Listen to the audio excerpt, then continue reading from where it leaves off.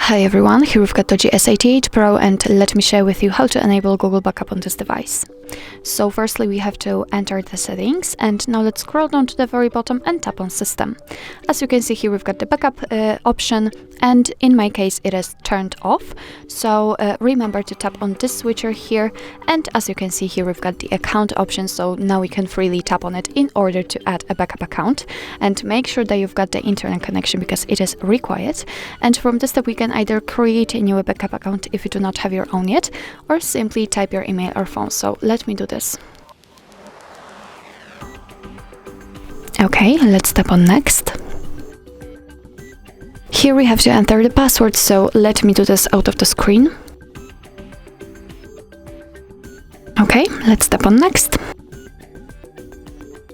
Here we've got Google Terms of Service and Privacy Policy, so of course you can read it, just tap on it, and here you will receive all the info you need.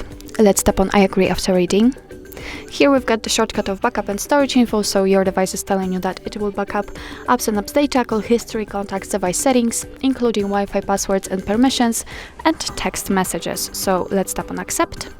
And here we've got actually the same info, so here we've got listed all of the things which the backup includes, so simply tap on OK.